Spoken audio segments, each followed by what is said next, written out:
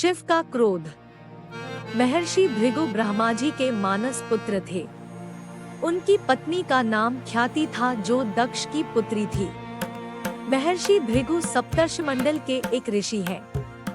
सावन और भाद्रपद में वे भगवान सूर्य के रथ पर सवार रहते हैं। एक बार की बात है, सरस्वती नदी के तट पर ऋषिमुनि एकत्रित होकर इस विषय पर चर्चा कर रहे थे कि ब्रह्मा जी, शिव जी और श्री विष्णु में सबसे बड़े और श्रेष्ठ कौन है।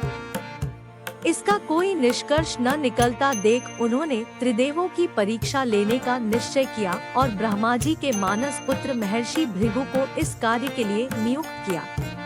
महर्षि भृगु सर्वप्रथम ब्रह्मा जी के पास गए। उन्होंने न तो प्रणाम किया और न ही उनकी स्तुति की। यह देख ब्रह्मा जी क्रोधित हो गए। क्रोध की अधिकता से उनका मुख लाल हो गया, आंखों में अंगारे दहकने लगे।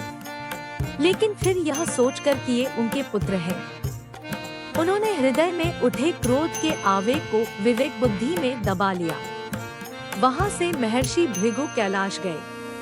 देवाधिदेव भगवान महादेव ने देखा कि भृगु आ रहे हैं, तो वे प्रसन्न होकर अपने आसन से उठे और उनका आलिंगन करने के लिए भुजाएं फैला दी।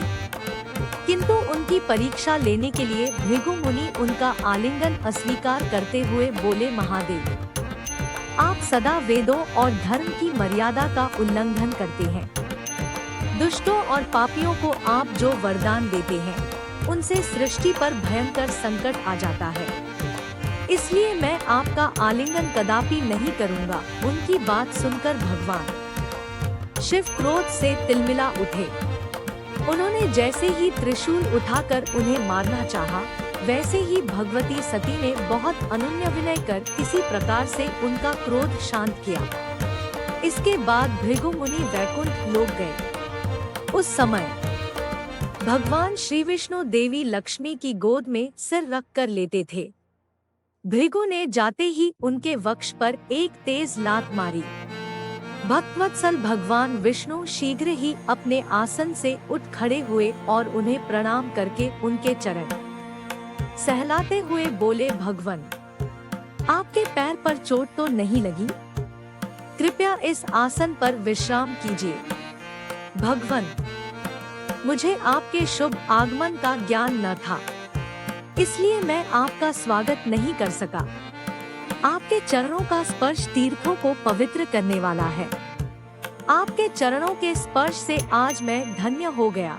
भगवान विष्णु का यह प्रेम व्यवहार देखकर महर्षि भृगु की आंखों से आंसू बहने लगे। उसके बाद वे ऋषिमुनियों के पास लौट आए और ब्रह्मा जी, शिव जी और श्री विष्णु के यहाँ के सभी अनुभव विस्तार से कह बताया। उनके अनुभव सुनकर सभी ऋषिमुनि बड़े हैरान हुए और उनके सभी संदेह दूर हो गए।